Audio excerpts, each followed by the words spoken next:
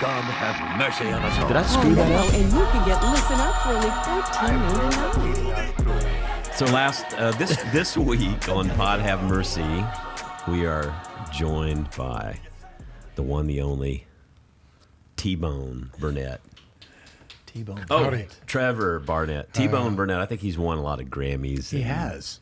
Written. Right? Did he do Oh Brother Where Art? Oh, brother, we're out there. He's married to that's not Leslie me. Phillips. That's not you. That's not me. Yeah. Grammys, Emmys. Trevor Barnett. Trevor is the, what do you call it, executive director? That's what some people call it. Yeah. Okay, executive director. The restoration team. The restoration team, when we thought it would be good, not only do you have some things coming up that we want to talk about, but we talked last week with some friends from Georgia who were right in the path of Hurricane Helene and kind of what's going on in the community. They still didn't have power. And now we're looking, I've been chatting with some friends in Florida. Hurricane Milton is on its way bearing down, as was a 5, now it's a 4. It's going to do a lot of damage in the Tampa, St. Pete area. And Trevor, you, when Harvey hit in 17, part of the thing us and a few other churches got together to sort of create an entity that could help with restoration, could help with emergency management, and the restoration team was born out of that. We were. Yeah. And now the restoration team is its own 501c3 organization that works with religious churches and works around town.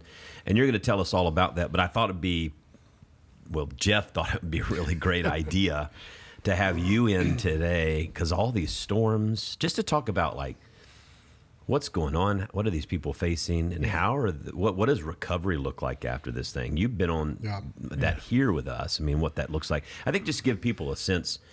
I don't know that people in Houston necessarily need to know what it's like because we've been through it. But there's a lot of people that listen to this podcast that are not in these areas and don't realize what's coming and what the recovery looks like. And the enormity of what we've seen this year in activity. I mean, the meteorologists, I think, can kind of pat themselves on the back. They were right. This has been one of our busiest seasons that we've had, not necessarily in volume, but certainly in impact. And I mean, when you start just with what we've seen since July with Beryl, and even before that here in Houston, but from hurricane activity, Beryl, and then you had Louisiana, New Orleans area got hit with not as huge, but certainly a hurricane. And then now with these two coming back to back with Helene and Milton, it's a lot. And yeah, since Harvey, I mean, we just had the 7th anniversary. Whoa. Yeah, 7 years, which is just insane. It was 7 years ago next week. Yeah. That I came on staff here at Chapelwood to begin what's now the restoration team, really. And so to look back and see what we've done, but Harvey was a 7-year recovery without any other disaster events. And we've had 6 other events, almost averaging one every 9 months. I think that's the thing people don't understand. So when a hurricane hits, for people who are not familiar or live in places with hurricanes, like we get them regularly on the Gulf Coast or in Florida. Yeah. You don't realize that when that hurricane hits, I think early on they were saying it's a 5-year recovery, but there are still homes in Houston that haven't been really touched, repaired or mitigated since 2017. We gutted a home that had very little, still not livable, 3 weeks ago. We had volunteers. Are people living in dimming a house? No one's living in that house. But people have lived in some of these homes. But yeah, some of them. We still have families reeling from the winter storm in 21 that don't have fully functioning plumbing. They got a sink in their house, but not a fully functioning bathroom. And with what we're seeing, and the kind of Houston is just such a densely populated area. I mean, we're a huge sprawling whatever, but densely populated. And so the fact that, Beryl was a Category 1, and we had almost 3 million people without power for a week to 10 days, which is a big deal. But what we're seeing with Helene in Georgia, North Carolina, East Tennessee, Florida, all of it's such a widespread area, and it's such a difficult terrain to traverse. I've spent quite a bit of time out there throughout Central Appalachia, working in some of these communities, and you lose access. I mean, a rainstorm will wipe out a bridge, but when you have a 26-foot wall of water coming down a holler, there's nothing you can do. And so maybe you built your house up there, but everything you have to get to is a bridge away, and Your driveway's washed out. Driveway's washed out. Your roads washed out. Electricity. I mean, there's still 1 million or so clients without electricity, and they're still pulling folks out of the mud. And unfortunately, there's still a lot of missing people, and it's something that fortunately we don't see here in Houston when we get impacted like that. But the long-term recovery is going to be very much that, very long-term. We saw the impact of the tornado that went through Kentucky a few years ago, and they're still repairing houses from that. And that was a relatively small community. But now you got hundreds of just little dots of 12 people live here, 30 people live here. You got Asheville. Asheville's getting a lot of attention, which is great. You got Boone, North Carolina, getting a ton of attention because of the university there. But between there, I mean, you're talking 7,500 miles of just little populations here and there. So that's what in South Georgia, a friend that lives outside Douglas, which is not a big. You're talking about tree farms, and you're talking about we're without power for a week, and we're one of the fourth largest city in the United States, and everyone comes here to help, and it can take a week, 9 days, a week and a half, 2 weeks for your power to get back on. Yeah. If you live out in the middle of nowhere, it's like there's still people that don't have power now from Helene. They're on day 11, 12? Wow. Yeah, I think we're right at 2 weeks. We're getting at 2 weeks. Yeah. And still don't have power. I was thinking about people, just the emotional kind of toll that it takes on people. Like when we had that storm that came through the derecho or whatever it was, and then followed by, the next storm that kind of knocked out power. Like I remember thinking, I don't know if I'm up for another one of these, and thinking, and we got off, like you were saying, John, relatively easy. In retrospect. The barrel. I mean, all these storms are different, but like to think that you live in that area of Florida right now that just went through this. I can't imagine going through Harvey and then going through 2 or Harvey. 3 weeks later, here comes another one. Right. Another one. Yeah. Worse one, they say, right? Or is it? Yeah, no, I think it will be, and I mean, the blessing of Helene, if you want to call it that, was that it hit a relatively unpopulated region of Florida. Okay. But Milton has got its eyes set on Tampa, St. Petersburg. Tampa's 3 million people, and they have a ton of debris. I mean, you've seen the pictures of the videos of the streets covered in sand and the houses that have rocked off their foundations, and all that now just becomes ammo loaded with this hurricane coming. 150 mile an hour winds, and even if it decreases or continues to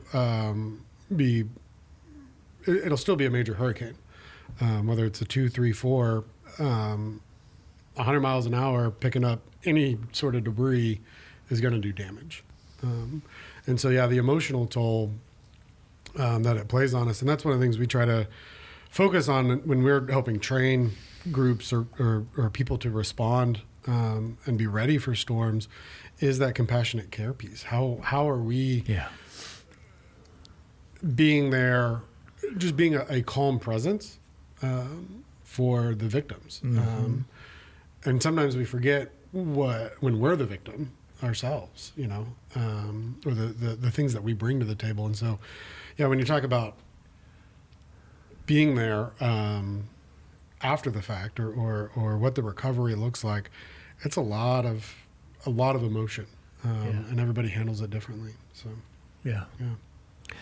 When you think about these storms, I was pulling up the radar, but when you think about these storms and things people go through, and like you all have become, so it's hard to say experts at disaster. I mean, you're the best Masters disaster of expert I disaster. know. He's so good at disasters. I'll introduce you to some other folks. Well, I mean, it's a thing. But Yeah. I mean, when people are thinking about this, I mean, we are always talking to people how they can help in the post recovery. But when you're in a place like in Houston or in Florida, what are things you need to do to just be ready ahead of time? Yeah. Without them doing a special on you on the Bravo channel because you poured you're a prepper and you're ready for the apocalypse. You're ready either for the apocalypse or the rapture. Let's go. Well, and I think that's one of the challenges we faced with the derecho and barrel, both and some of our preparation is, and as a colleague puts it, like we've been training for the last war we fought. We've been really focusing on flooding, how to muck and gut. That's what we faced for years over years. These last two storms were major wind events. That's right. So we kind of were caught unprepared for And tree so damage. was Centerpoint, by the way. Well, yeah, we Our weren't the only power ones. company, Yeah. the main power company, is like, oh man, we hadn't really thought about cutting Wow. these trees back from the power lines. Yeah. That hadn't really been an issue. We've No been so big deal. focused on the flooding, and let's don't put power underground because that's No, really bad. Let's no. put it above ground where all the Yes. trees are. Yeah. Yeah. Welcome to 1832. How are your trees, Matt? Yeah. And so really, I mean, we learned a lot in those scenarios. But I think personal preparation is one of those things you just got to know where you are and what you have.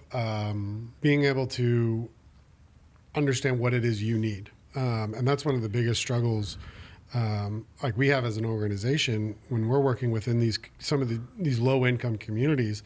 We have a lot of elderly clients, a lot of Yes. folks that are have some form of disability, and they're super vulnerable. And so who knows to go check on them, right? What is their support system? What is your support system?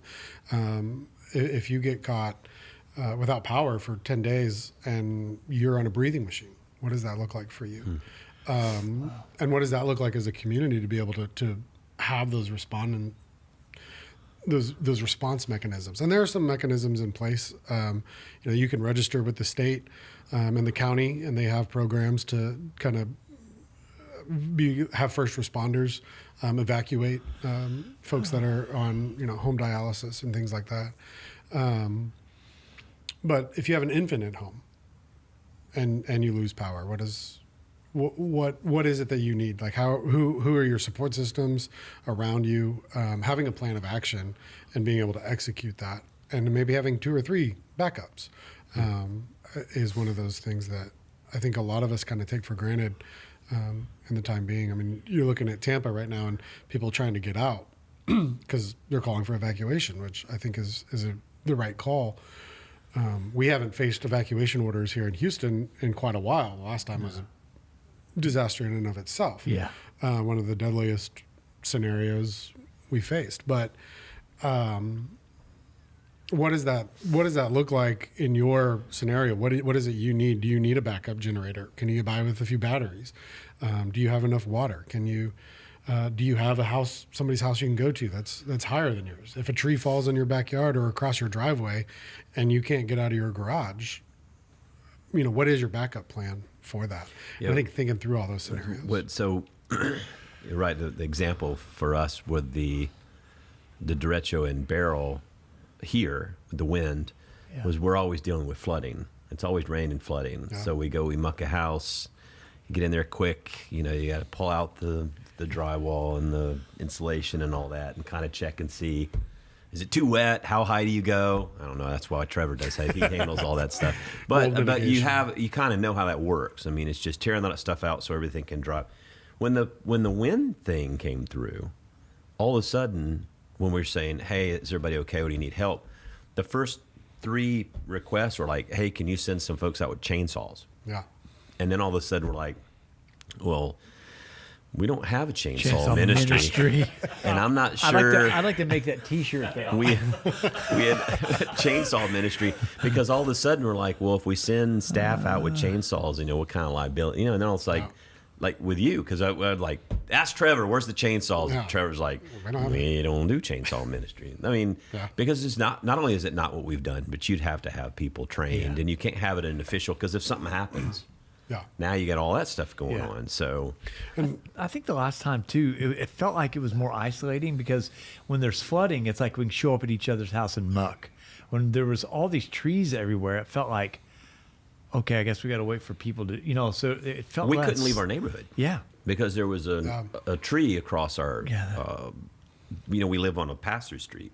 Yes. So you got a tree down and you got debris down. So until somebody shows up, the chainsaw, thanks Trevor, chainsaw ministry shows up. Don't do chainsaw You guys are ministry. screwed. I have the same scenario. I couldn't get out now. I was stuck. I know. Yeah. And people had, somebody had trees fall on their cars. Like, if you don't have a chainsaw, you're at the mercy of your neighbor, Yes. more or less. Yeah, and that's a huge challenge. Right. And there's organizations out there that do focus on that. They have some really strict guidelines, rightfully so, right? Like, I don't know what we'd do if I had a volunteer cut his leg open or off with a chainsaw. Like, it's not something I want. And you have triage ministry. Yes. Yeah. Is that the Red Cross? No. So, yeah, that's one of the big lessons we've learned of how do we navigate that in a way that is good. Because if you're trying to cut a tree that's half on someone's house and it does more damage, then who's liable? Is one of the questions that we've been faced with. So, yeah, I think when we're looking at some of these, well, with like Helene and Milton, I think the trees are just going to be blown away with Milton. I don't think they're going to really land on much other than the one maybe into interesting. the Atlantic. So it's interesting how these storms are so unique, and maybe I haven't paid attention until I moved to Houston. Where we were on the Georgia coast, we don't get hit by a lot of direct hurricanes because it's so far west of on the East Coast that the Gulf Stream is 90 miles out. Oh, okay. So the hurricane either hits Florida or it goes up to North Carolina-ish. So we never really get lots of direct. So the thing about Helene is it hits in that Big Bend area of Florida up through Tallahassee, Valdosta, and then it goes up and then kind of circles back. And like you said, in Georgia, North Carolina, South Carolina, Tennessee, lots of flooding, lots of wind damage. But it was huge, and it impacts communities that are not usually ever impacted by hurricane. No. And then this Milton, they say, is at one point was at the actual top level of power that a storm is capable of. It maxed out. Yeah. It was Category 5, the barometric pressure differential and all this. I don't understand all that. Yeah. The eye was super small, which means that like it physics-wise cannot get any stronger than that. And there's like some meteorologist in Florida, he's like, I have never seen this in my life. And I think there's only been 4 in the Western Hemisphere that have come close to this. Yeah. Like The strength of it. The strength of it. Because yeah. it's something about barometric, I'm going to sound really smart now. The barometric pressure, as it goes lower, and that has to do with how steep the eye wall is. Okay. So it's like sucking and the rain is going straight down. just a So big instead of like funnel. this, it's like this. And that just powers the thing even more. And then it's over warm water, which is warmer. Yeah, the Gulf is the warmest it's been ever recorded this year. And so when it hits, the wind gusts and the rain is going to be massive. It's like fire. It's like And so they're anticipating 15-foot storm surge. And the thing when you live on the coast is storm surge is dangerous because it comes really fast. Usually it goes away pretty fast too, but by the time it comes in, you can't escape it. And 15 feet. Yeah, the speed at which, I mean, when people are impacted, let's just play this out like Harvey or anything else. When people are impacted, how do you all get involved, like restoration team, or how would anyone get help? I mean, first they're going to call their insurance, but like a lot of these homes that are impacted, don't necessarily have flood insurance because it's a separate policy. Right. Yeah. And now in Florida too, the deductibles for your wind damage are so Right. high. So Right. high. A that lot you're of people pretty are much- self-insured. Yeah, you're pretty much going to pay for most of the damage out of your pocket before it kicks in. Yeah. But who do they call first? That's one of the big problems that we're seeing. There's several resources out there, depending on your local jurisdiction. But like here in Houston, we have a couple of different resources. There's the Texas Department of Emergency Management maintains they have a survey where they're looking to see, okay, how much damage is there, so we know whether or not to declare a disaster or request, federal disaster aid. A lot of that kicks in automatically with storms as big as we're talking about. So to get connected to the restoration team, we don't consider ourselves first responders. We're really looking at that long-term recovery. But we do training with our congregation partners, other organizations, where we're trying to get out as quickly as possible. There's a group or an organization called Crisis Cleanup, which is a database of disaster aid. So they'll set up a local number. You as an impacted person will call this number, and a volunteer will answer the phone, and they'll populate your information on a map for then an organization like the restoration team or like crowdsource rescue or whoever to go and help in whatever that is. Is that mucking out your house? Is that removing debris? Is it mold remediation? They have 6 or 8 things. Right now they have like 20,000 active requests for aid from Helene on crisis cleanup. And it's kind of become the go-to source as a long-term recovery committee with Harris County. All 150 members are committed to using crisis cleanup as kind of our go-to resource. It's to help, the recovery be efficient so that if people are 5 calling teams showing up at one site. Exactly. Or, have 500 people calling Chapelwood saying, hey, come muck out my house. And we're going, we don't have 500 teams to send out. Yeah. But it allows then us and local organizations to be able to be more efficient in that response. So that's a great resource. And if you want to help, you can volunteer with them to be somebody receiving those phone calls. There's a way you can plug in, and you can plug in from anywhere. You don't have to be you don't want to be where the disaster is. And so you can register with a vetted nonprofit to be a volunteer, or church with a volunteer to answer the phone and call those people back and help them get more assistance. Well, that's interesting. So you could actually be a volunteer to help with that if you lived in Nantucket, North Alabama, or wherever, Massachusetts, or wherever. Yeah. Interesting. And then, there's search and rescue teams that are always needing logistic support on the back end, helping coordinate things.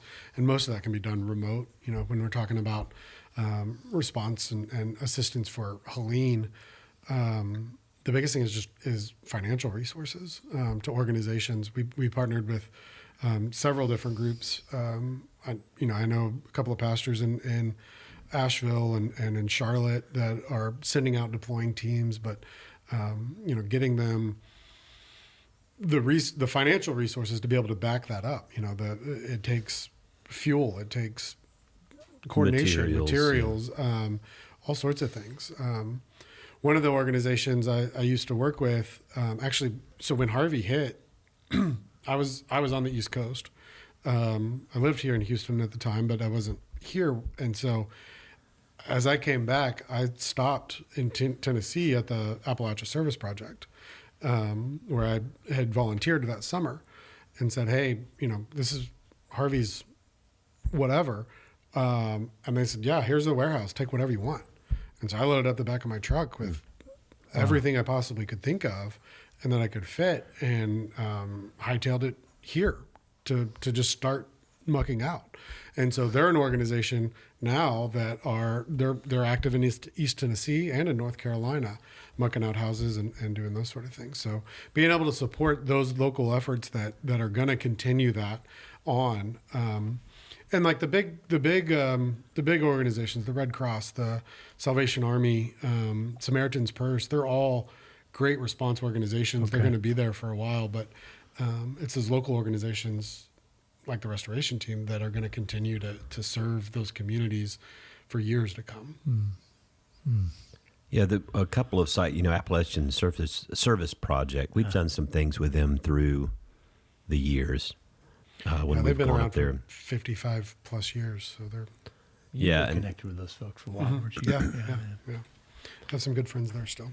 Yeah, now their front page, is a lot about the flooding and things that are going on. They've got a map of where they serve, what they do. The other thing is I received, we directed people last week, Jeff, to if you go to the conference websites, Yeah. the United Methodist Church, each conference has a website. So if you just type in, say, North Carolina United Methodist Church, you'll probably find the website for the North Carolina Conference or the Western North Carolina Conference.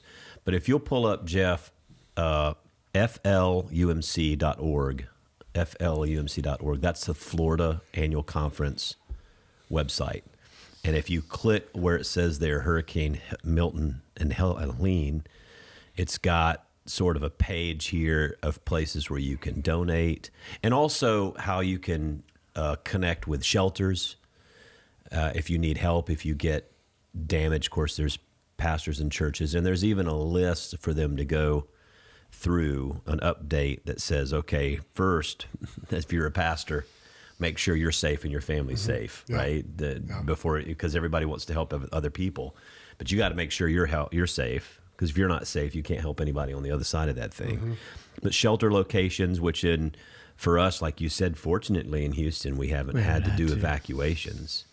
Worst case scenario is I lose power for a week and I can go stay at my daughter's house if she still has power, Yeah. right? Can I come stay with you guys next time? Yeah, sure, yeah. Generators are a big thing, but that, a generator is reserved for someone who has some socioeconomic means. I mean, to be able to have a generator that's installed and powered in your house with natural gas, you have to have a service contract. They're thousands of dollars to install. You got to keep them maintained. And so even in wealthy neighborhoods, not everybody has a generator necessarily, but in poor neighborhoods, they really don't have. No. I know, there's several resiliency projects to try to get battery backups, particularly in the lower economic neighborhoods, and solar backup and things like that. But those take time and investment. And so being able to identify those resources and get them plugged in, and then you also have to know how to use them. Yeah. You can buy a generator at the store relatively cheap, under $1,000 for a decent generator. But if you don't know how to hook it up to your house, or if you don't know to put it outside, don't leave it in your garage.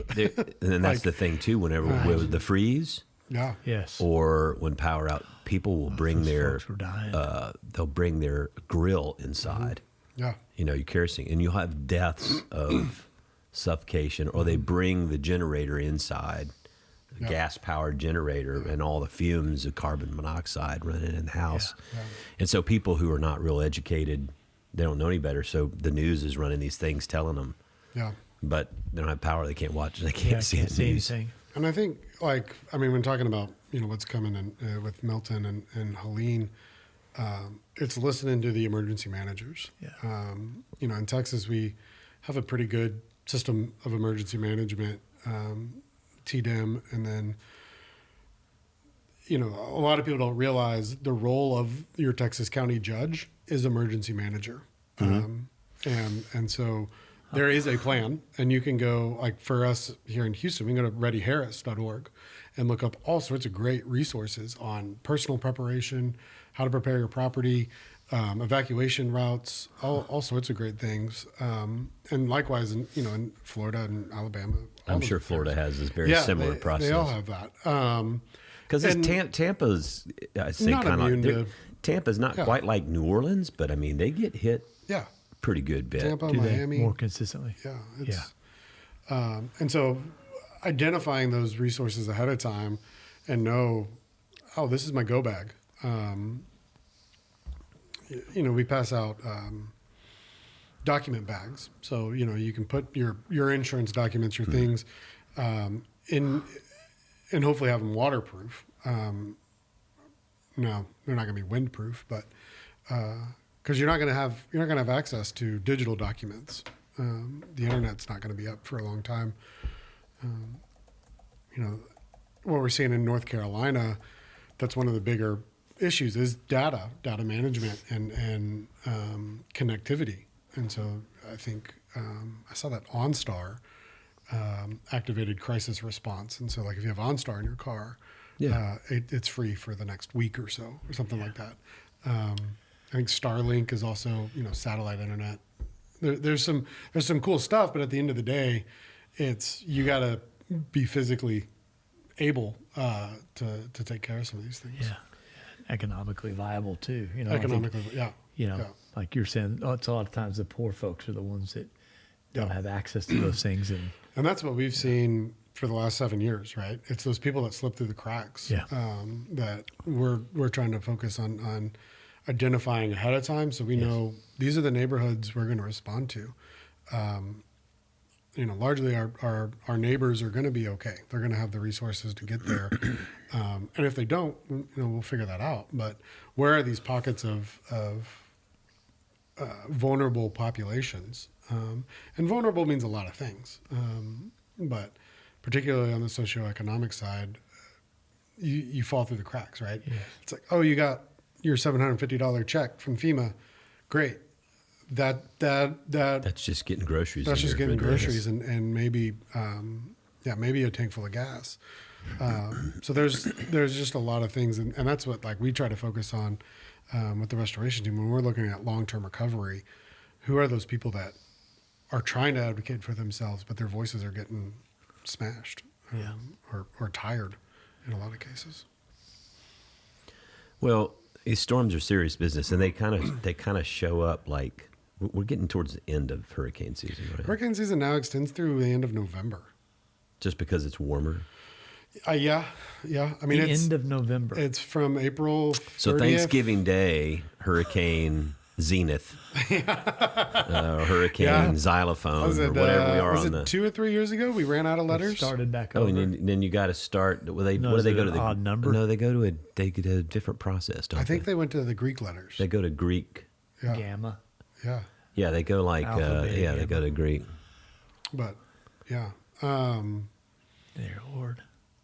But the interesting thing we talk about is it's just really sad. I mean, it feels to me, people can say, well, we've always had these, and we have had these. I've lived in Houston 10 years now. Some of you've been here a lot longer, and they remember big storms. But it seems like when they talk about, Ike or whatever it is, it's like, that was a long time ago. And now we talk about Harvey. Well, that was A long time ago. 7 years ago, almost a decade ago. But since then, we've had storms. Yes.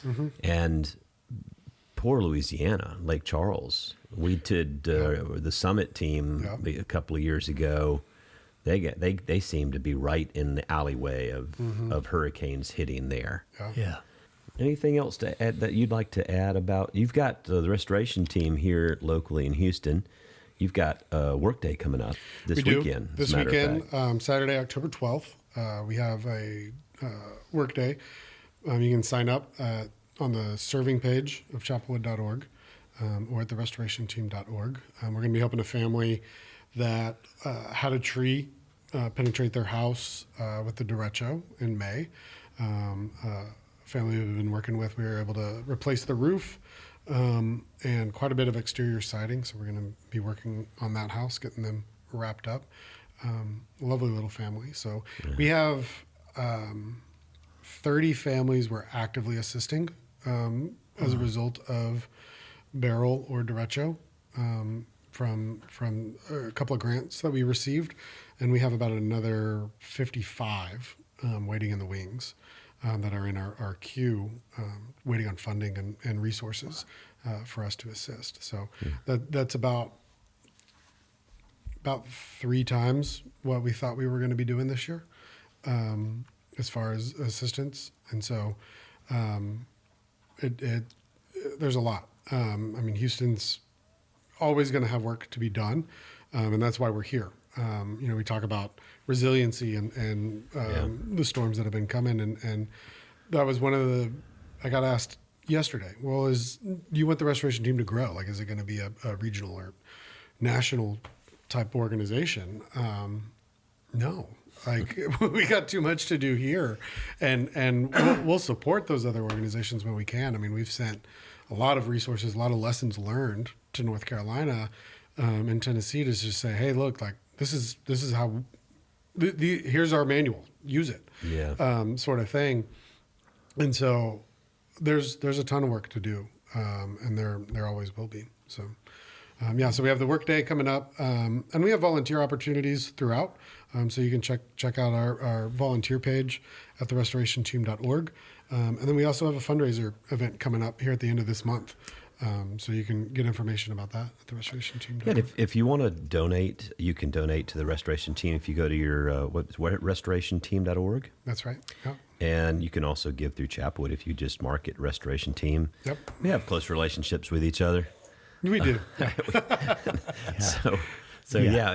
Whatever way is easier for you to help to think that, if you live in Houston and you want to help these situations where there are still people impacted by Harvey 7 years ago. I mean, that shouldn't be the case, but it is. No.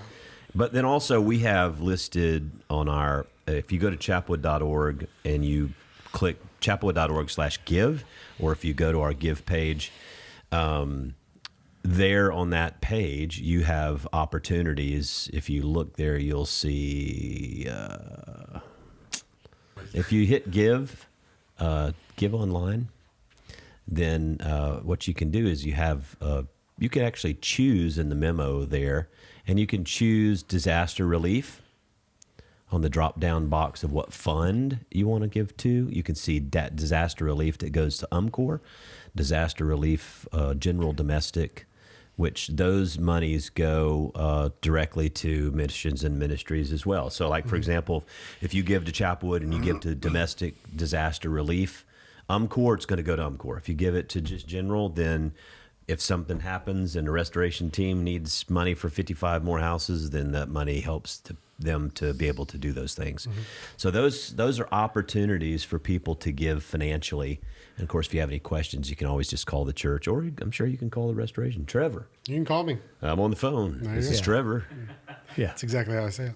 Yeah. Now, on a lighter note, I've shared maybe earlier that I stumbled across something that was like a chat board or something. I don't know where it is, but people are screenshotting like these people who are either in Disney World or going to Disney World, like when the hurricane is supposed to hit.